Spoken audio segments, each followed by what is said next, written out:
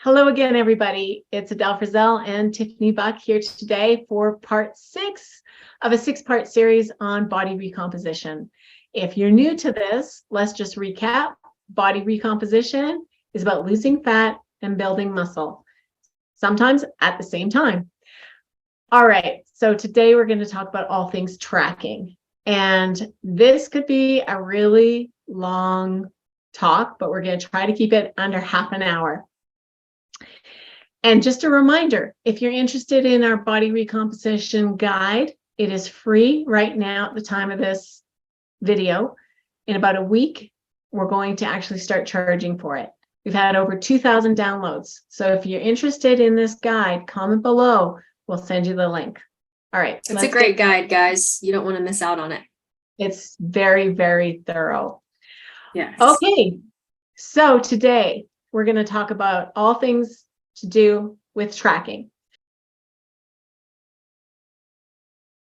Tracking your progress really breaks down into tracking your body weight, tracking your body measurements, perhaps taking photos, tracking your body composition, tracking your training, such as your rep sets and the weight lifted in the gym, and tracking your food intake. I think that pretty much covers it. Am I right, Tiffany? Yeah, you nailed it. And you might be thinking, oh, that's easy, but there's a lot of different steps in this tracking process as well. So yeah, we're going to talk a bit more about that. Yeah. We have some tips so that you're tracking accurately, because what gets measured gets managed, right? And you want to, and have you heard that expression, garbage in, garbage out? You want to make sure that the tools and the methods that you're using are correct so you can get the best results possible. Now, let's just back up a little bit into tracking. Tracking calories, tracking macros, eating healthy, they all matter. I mean, if you want to lose weight, you could just focus on tracking your calories or tracking your portion sizes. But if you want to be healthy, you want to focus on the quality of the food. This is going to ensure you get enough vitamins and micronutrients, as we discussed in last week's Facebook Live. Now, if you want to transform your physique, though, and you want to achieve certain athletic goals or performance goals, if you want to lose fat and build muscle, you want to focus on tracking macronutrients like protein, as already discussed in one of the videos in this series. But chances are that you want all three. You want to lose weight, you want to build muscle, you want to be healthy, you want to transform your physique, you want to have energy and vitality. So the quickest way to get the results you desire is by tracking all three. This prevents you from spinning your wheels, working out hard in the gym, feeling like you're eating all the right things, but not really getting the results you desire. So we're going to talk about different apps you can use to track in a moment. All right, let's begin now with your body weight and tracking your body weight. When we work with clients, we ask them to weigh in daily. And I know this is triggering for some people, but it's a really important thing to do if you want to lose weight, okay? And if you want to maybe make sure that you're not gaining weight. It's a great tool for managing your weight, but it's not perfect.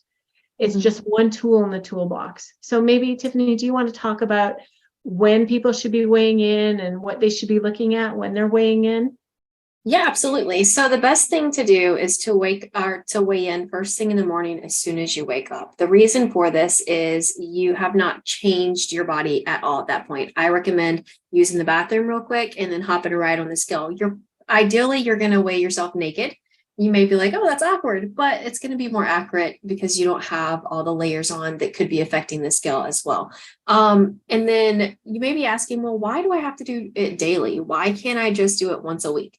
And the reason is because weighing yourself once a week is not going to give you an accurate picture of what is happening. And the reason why we say this is it's very possible, say that you take your measurements every Saturday. And the first Saturday that you took your measurement, Friday before, you were on point, your macros were perfect, you ate dinner at home. And maybe the next Saturday, whenever you took your measurements, maybe your body weight was up, but you're like, well, I ate really well this week. I didn't change anything. it's very possible that what you had for dinner the night before, if you ate out at a restaurant, if you ate later than normal, all of that can affect what the scale says. So while the scale may say, oh, you gained 3 pounds, when in reality, if we look at those daily weigh-ins and we look at that weekly average, you may actually be down 2 pounds versus up that 3 pounds. Your body naturally fluctuates based on a lot of different factors. Your hormones are a big role in body weight fluctuations. Your water weight plays a role. Carb intake, if you eat more carbs than normal or even less carbs than normal, that's going to show up in a fluctuation on the scale.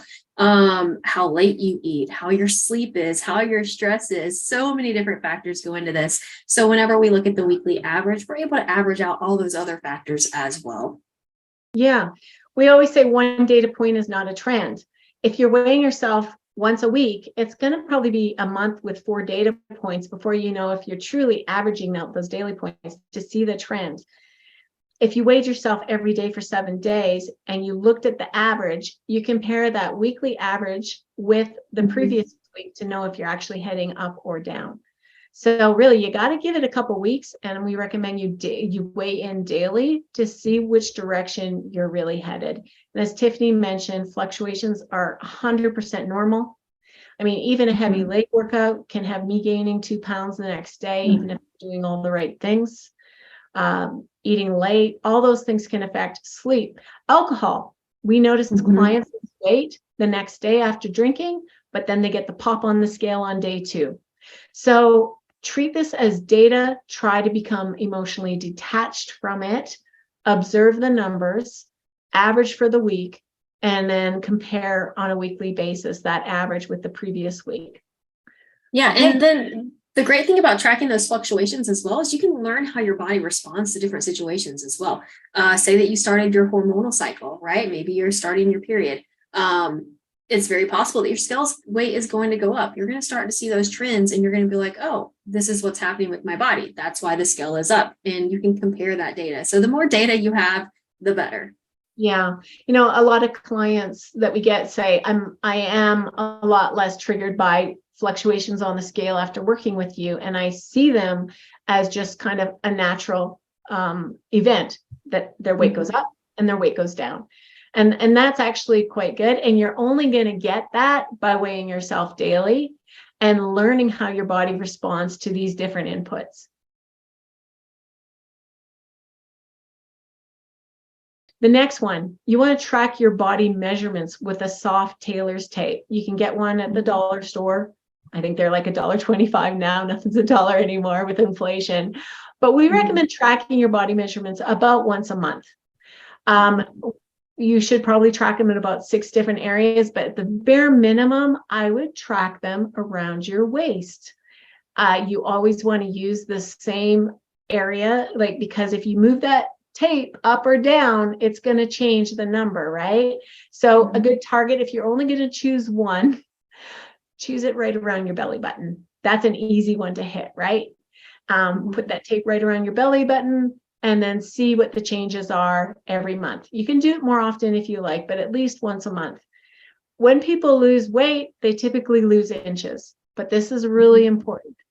They don't always lose, they can lose inches, but not always do they lose pounds. Do you want to talk about that, Tiffany?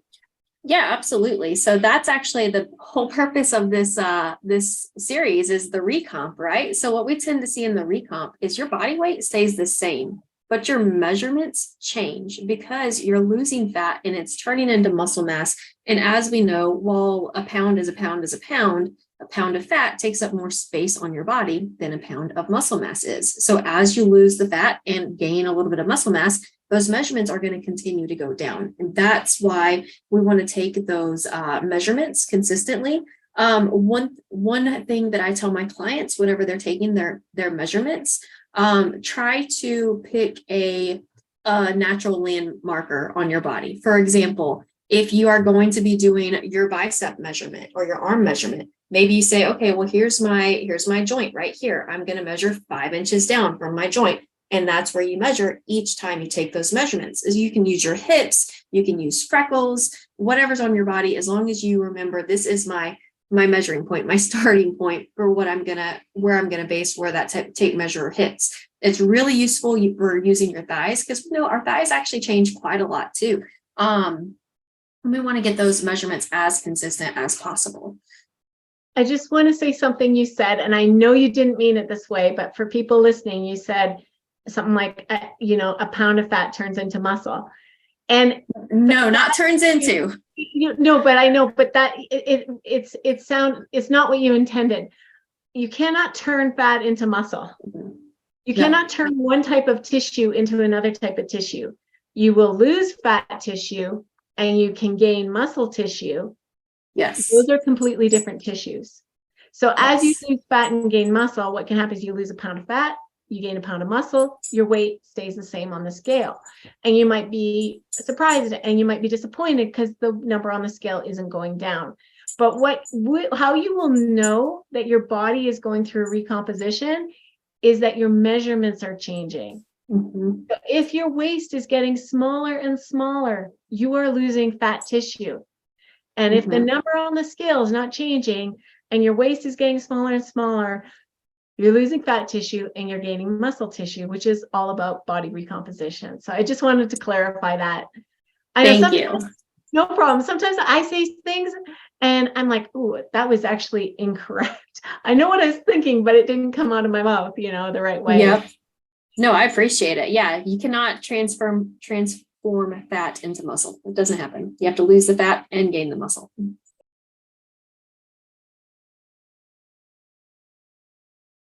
So another way to track your body composition changes, because soft Taylor's tape is great, but you can get sophisticated.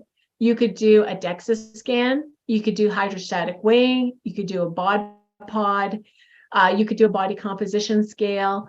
These methods all work. Some are better than others. We can do an entirely different talk on this. And I could talk for an hour about the different methods and which ones are the most reliable. I will say quickly, bod pod is not a great one. DEXA is the best, but DEXA will always show a higher body fat level than any other method. So often people will be like, oh man, I'm cut. I got a bod pod or something and it said I was 10% body fat. This is a guy. And then I went and got a DEXA scan. And it said I was 14 or 15% body fat. What the heck? DEXA will always show a higher body fat, which really bothers some people. Mm-hmm. Don't get too hung up on the number. What you want is a snapshot in time. And then if you're doing one of these sophisticated measurements like DEXA, bod pod, hydrostatic weighing, you go and check yourself again in like 3 months and compare. If you're trying to lose fat and gain muscle, you should see the percentage body fat go down. You should see your lean mass come up. That's all that matters. Look for the progress over time. Always use the same tool. If you did DEXA one time and then you did bod pod, obviously it's going to be a completely different fat to muscle ratio in those two measuring tools.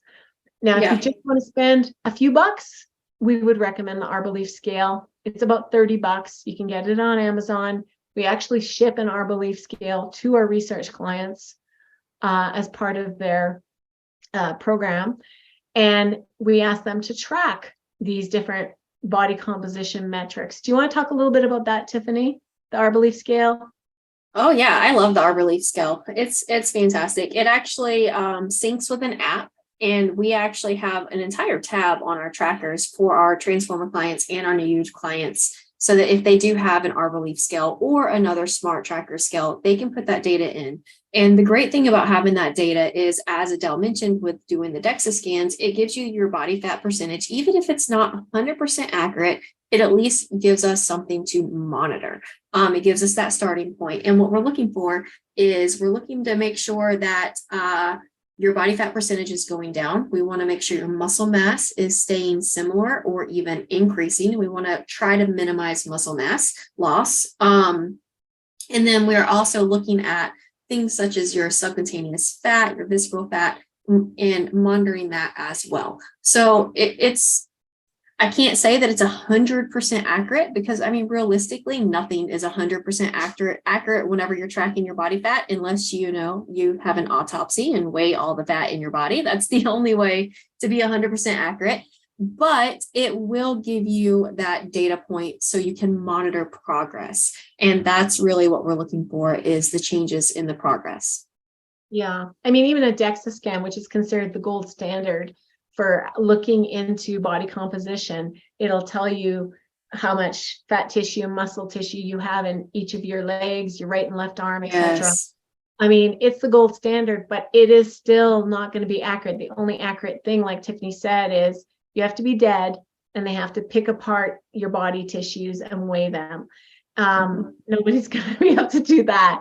So you're just looking for a snapshot and trends over time using the same tool and using the same variables. Like, for example, always weighing yourself in the morning before you eat, naked, preferably without even having a shower, because wet hair can change your body weight. So we'll talk about body composition methods of testing methods in another Facebook Live for those who are interested.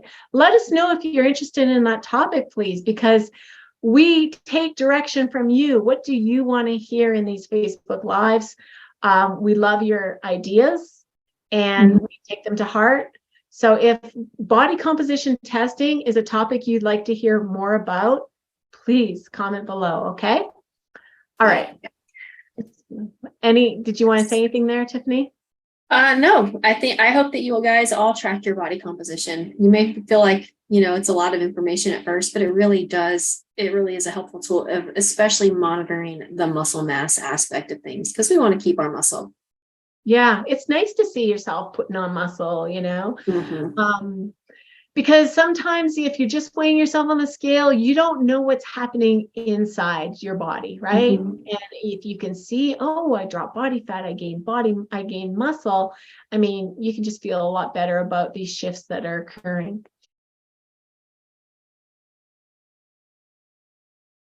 Let's move on to your training log. And I hope that you are tracking your workouts in the gym. The other day, a girl in the gym, this is just last week, saw me writing. I keep one of these composition books from the dollar store and I bring it into the gym. And she saw me writing down. She goes, "Oh, you write down your workouts?" I said, "Yes, that's how I know if I'm making progress." She goes, "Oh, I should do that." I mean, yes. It kind of mystifies me how many people don't track their workouts.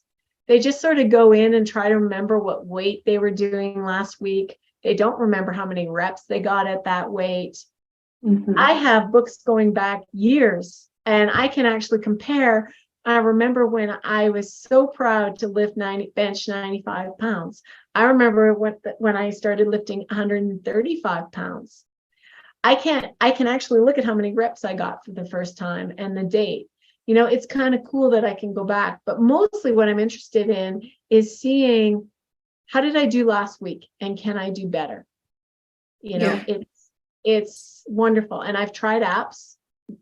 I used to use, well, I won't name it. It crashed and I lost all my data. And I'm not a huge fan of the apps. No. And then if you're in the gym and you don't have internet, I'm in a dungeon. So internet's a real problem when I'm working out.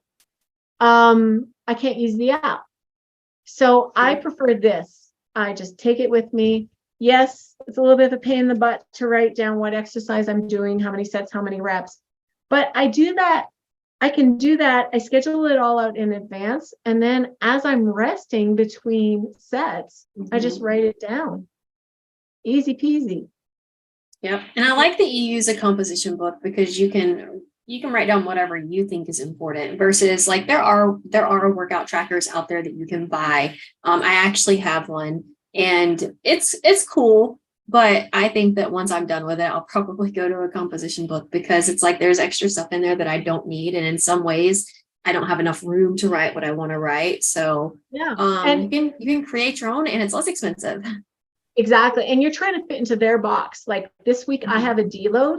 So I'm doing half the sets and I'm doing, and today I'm switching to half the reps and half the weight. That is not really permissible with some apps. Also, I can note that in here because otherwise I might be confused by that data in the app. I'll also put like a happy face or a smile or an unhappy face if I had a day where my energy was really dragging. I might say, I note the time of day because I've noticed I'm weaker in the evenings than I am mid-afternoon. I will put a little arrow to show go up next time. So I have these little, I don't know what it is. I can draw in it. I can put notes like add more weight. I can put like a happy face or a star to show like this was a PR. And that's, and if there's some, yeah, and if you're somebody who likes stickers and making things super pretty, you can buy stickers on Amazon and be like, sticker star. Yeah. Yeah. So, you know, if you're not tracking, you're probably not making the progress that you could be. Highly recommend you start tracking. It's a really important habit. So in the comments over here, Patty said hi, and Jeannie said on her way to a DEXA appointment right now. Sweet. Okay. That's awesome. Let me just add this, Jeannie. Next time you go and get a DEXA scan, make sure you're doing all the same things that you did this morning. Okay, so make a note right now. How many liquids did you drink? Because being very well hydrated will make your muscle mass look much better than if you're dehydrated. So no, I used to note that I had, for example, 500 mils of water before my DEXA scan. So the next time I had 500 mils of water. You know, know what you ate, know what clothes you're wearing. Also, a workout the day before can impact your results. So if you worked out before, make sure you work out before the next time you test. All these things can really affect your results. Yeah. Consistency in everything that we do.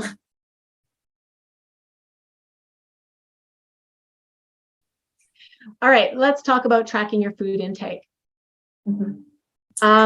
Yeah. that's a whole subject. So you guys know we've talked a lot about carbs, fats, protein specifically. So it's really important for you to track these macros. You can, like Adele said earlier in the call, you can 100% lose weight and reach your goals without tracking your macros. Calories in, calories out. That's going to be what determines overall progress. But if you're really focused on wanting to perform your best, if you're wanting to change your body composition, really focusing on the macros that you're hitting is going to be key for helping with that. Weighing your food out versus using measuring cups can be helpful. Using that food scale.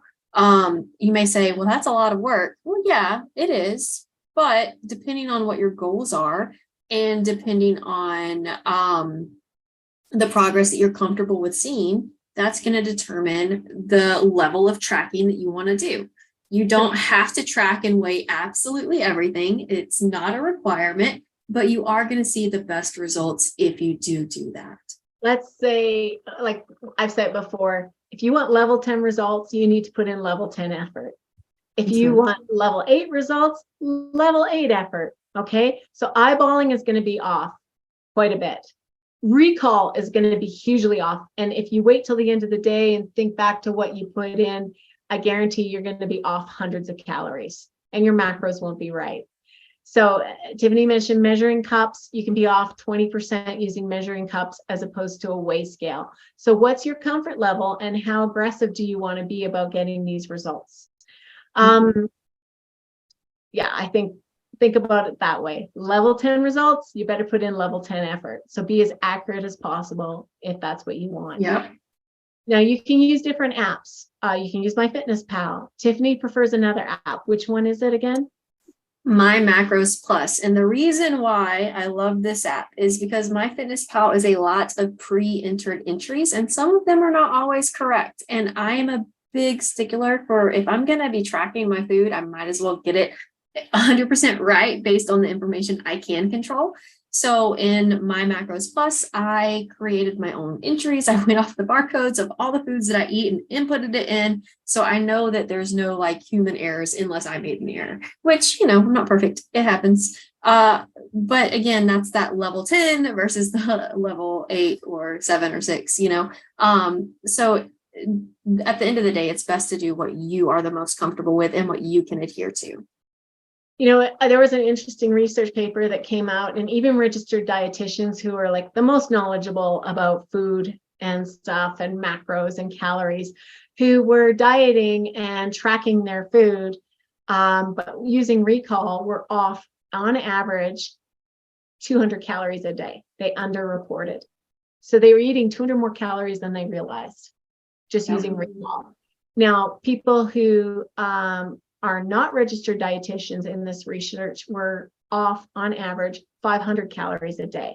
They could have sworn, for example, they were only eating 1,500 calories. In reality, they were eating 2,000 when they were just using recall.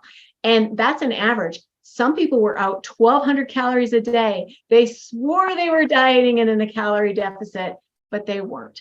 So it just goes to show tracking as you go, not using recall, but tracking your food as you eat it is the best way to actually accurately track things. And in terms of accuracy, you know, do your best, learn whatever app you're going to use to your best ability. It takes a couple of weeks to get comfortable with it, so be patient. Yes, some of the entries in MyFitnessPal are garbage. Look for USDA approved food items. Look for things with green check marks that still compare against the label. As you add foods in, it will remember your frequently eaten foods, so those will be very searchable and easy to reuse over and over.